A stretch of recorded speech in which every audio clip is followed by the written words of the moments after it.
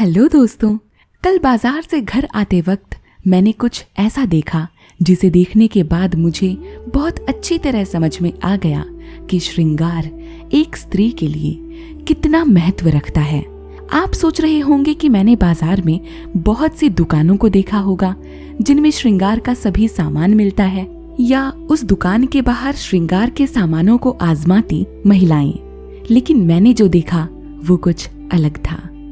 आज से तकरीबन 4-5 साल पहले जब माँ फैक्ट्री में काम किया करती थी, तब माँ की एक बहुत पुरानी दोस्त हुआ करती थी। माँ से उनकी दोस्ती तभी हुई थी जब माँ ने दिल्ली आकर फैक्ट्री में काम करना शुरू ही किया था। माँ ने तकरीबन 10 से 12 वर्ष फैक्ट्री में काम किया और माँ के साथ ही माँ की वो दोस्त भी हमेशा काम करती रही। बीते 4-5 सालों में बस इतना सा बदलाव आया कि मेरे काम करने से माँ ने फैक्ट्री में काम करना छोड़ दिया, लेकिन माँ की वो दोस्त यानी आंटी अभी भी काम करती हैं। उनके बेटे का नाम मोहित है। वैसे तो उनके 2 बेटे हैं और 1 बेटी है, लेकिन विशेषकर मैं मोहित का नाम इसीलिए कह रही हूँ क्योंकि हम घर पर उन्हें मोहित की मम्मी कहकर पुकारते हैं। मोहित की मम्मी इसीलिए क्योंकि मोहित भी फैक्ट्री में माँ के साथ काम किया करता था, जैसे मैं अपनी माँ के साथ किया करती थी।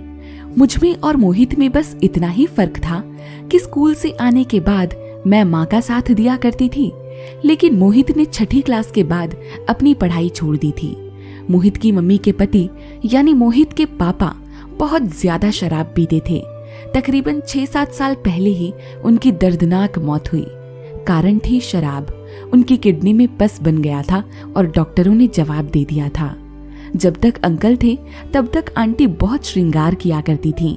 अभी 2 रोज पहले ही जब मैं घर की साफ सफाई कर रही थी तो मुझे माँ के साथ आंटी की एक तस्वीर मिली जिसमें आंटी ने लिपस्टिक लगाई हुई थी। मुझे याद आया कि आंटी को लिपस्टिक से कितना जतन था। फैशन करने के आजकल के तमाम प्रोडक्ट से तो वो अनजान थी, लेकिन एक लिपस्टिक ही थी जो उनकी सुंदरता में 4 चांद लगा देती थी। और उसके साथ होती थी माथे पर एक लाल बिंदी। मेरी माँ साधारण रहती थी, पर जब दोनों सहेलियां साथ हो जाती तो आंटी जबरदस्ती माँ को भी हल्की लिपस्टिक लगा दिया करती थी। मेरी माँ और आंटी दोनों ही महिलाओं को मैंने खुद संघर्ष करते देखा और अपने परिवार को एक मर्द की तरह संभालते पाया। परिस्थितियां तब बदली जब आंटी के पति का देहांत हो गया। अंकल तो आंटी से छूट ही गए, लेकिन साथ ही छूटा आंटी का श्रृंगार। और श्रृंगार के नाम पर विशेषकर 3 चीजें, चूड़ी, बिंदी और लिपस्टिक। अंकल के देहांत के बाद आंटी का चेहरा बहुत सूना सा लगता था। आंटी ना बिंदी लगाती थी और ना ही लिपस्टिक, ना ही चूड़ी पहनती थी। और भारतीय समाज में अक्सर ऐसा ही होता है, पति के जाने के बाद पत्नी किसी प्रकार का श्रृंगार नहीं करती। मैंने आंटी को बहुत समझाया भी, लेकिन वो नहीं मानी। उनके मन में सबसे बड़ा डर समाज का था। समाज क्या कहेगा जब वो बिंदी लगाकर फैक्ट्री में जाएंगी? समाज कितना बुरा सोचेगा जब वो वही बिंदी लगाकर सड़क पर चलेंगी? वो उन्हें कोसेगा कि देखो, पति चला गया लेकिन श्रृंगार नहीं गया। इन्हीं सब बातों के डर से आंटी ने कभी दोबारा श्रृंगार को हाथ तक नहीं लगाया। 2 महीने पहले मेरे पापा का देहांत हुआ। उनकी मृत्यु का कारण भी शराब ही थी।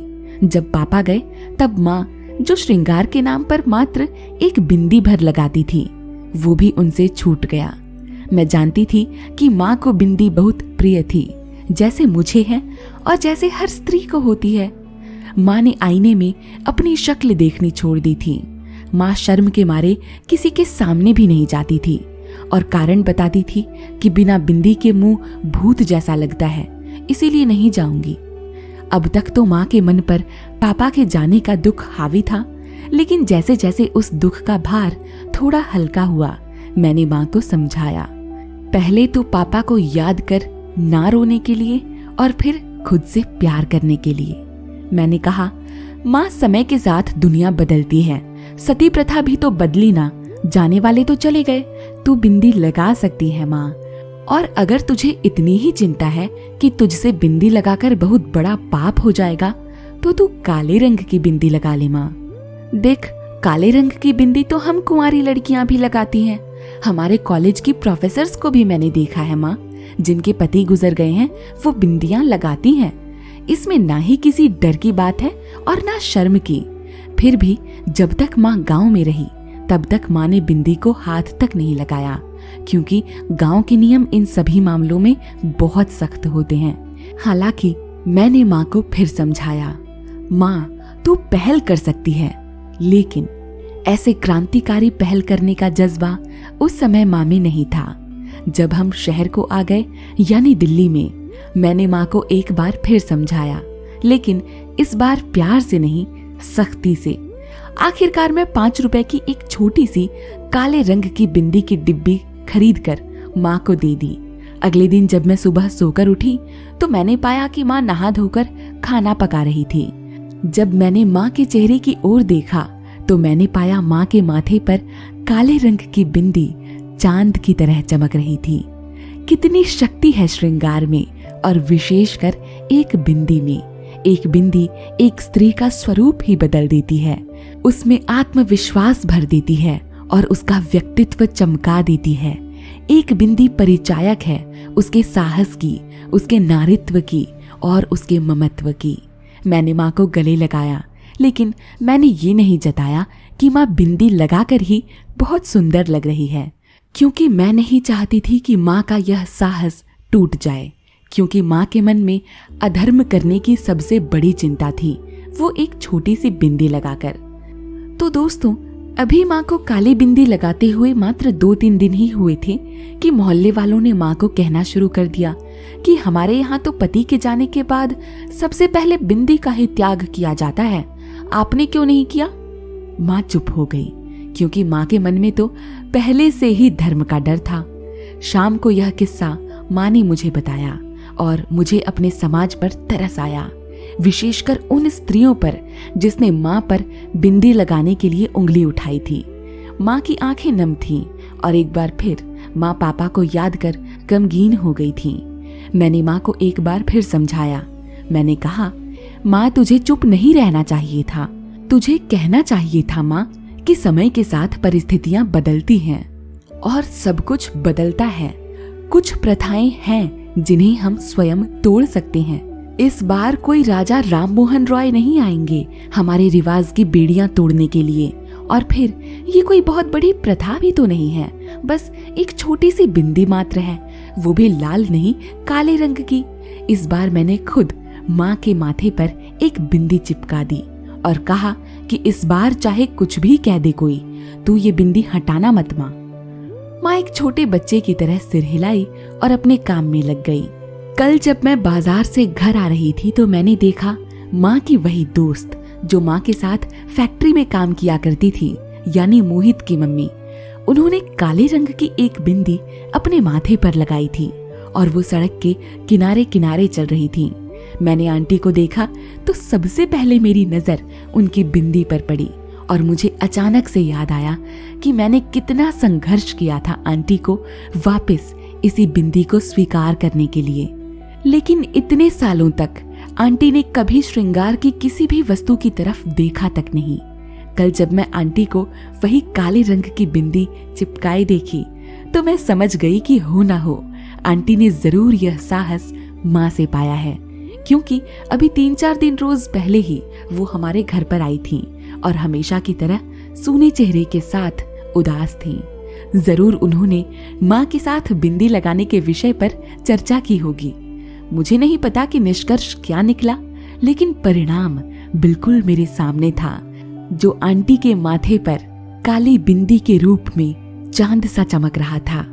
हमारे समाज में महिलाओं पर थोपी गई अभी भी बहुत सारी ऐसी अनगिनत प्रथाएं हैं जिन्हें बदलना बाकी है। समय के साथ वो भी धीरे धीरे बदलेंगे, लेकिन तब जब हम जैसी स्त्रियां इन्हें बदलने की पहल करेंगी और साथ ही समाज से लड़ने का वो साहस बटोरेंगी जिनसे बदलाव की लहर आए और प्रथाओं की मजबूत बेड़ियां टूट जाएं। भारतवर्ष में प्राचीन समय में सती हो जाने की प्रथा प्रचलित थी। पति के मृत्यु पर स्त्री अपने पति के साथ जिंदा जल जाया करती थी। कट्टर विचार के हिंदू इस प्रथा की बड़ी प्रशंसा करते थे, किंतु आज 21वीं शताब्दी में कोई भी आदमी ऐसा न मिलेगा जो सती प्रथा की प्रशंसा करे। इसका क्या अर्थ है कि लोगों में विधवाओं के प्रति अधिक सहानुभूति आ गई है। मैं मानती हूँ कि विधवाओं को जिंदा जलने से जरूर बचा लिया गया, किंतु अब तो जीवित अवस्था में ही वो धीरे धीरे दुख की अग्नि में भस्म होती रहती हैं। चिंता की अग्नि उन्हें 1-2 घड़ी में ही समाप्त कर देती है, किंतु सामाजिक बंधनों की तथा असहायता और दरिद्रता की अग्नि अब उन्हें आजीवन गाते रहनी है। पहले तो इस जीवन की जो कुछ यातनाएं हुआ करती थी थोड़ी देर में चिता पर समाप्त हो जाती थी, किंतु अब संसार रूपी चिता की अग्नि उन्हें तमाम जिंदगी बराबर जलाती रहती है। क्या समाज ने विधवाओं को सती चिता से मुक्त इसलिए किया कि उन्हें उससे अधिक यातनापूर्ण चिता पर जीवन भर जलाया करें? विधवाओं की आज क्या दशा है? उनका जीवन आज कैसे व्यतीत होता है? इनका जीवन नदी की उस धारा के समान है जो कंकड़ पत्थर में पड़कर झाड़ियां और कांटों से आच्छादित होकर अपने तमाम सौंदर्य को खो बैठा हो। यह कंकड़ पत्थर और यह झाड़ी और कांटे क्या हैं? यह हमारे समाज की मृत्यासन्न मर्यादाएं हैं और कुप्रथाएं हैं, जिनके कारण विधवा के जीवन का पुष्प अर्ध खिला होते हुए भी बिखेर दिया जाता है। आज हमारा समाज विधवाओं की यातनाओं को महसूस नहीं करता। उनमें नवीन जीवन का बहुत कम संचार हुआ है। नास्तिक जीवन का अभाव सा पाया जाता है और इसीलिए धर्म में आज वो अध्यात्म और वास्तविक निमित्तता और पवित्रता नहीं पाई जाती जो धर्म की प्राणवायु है। बस इतना ही दोस्तों। Thank you. Bye bye.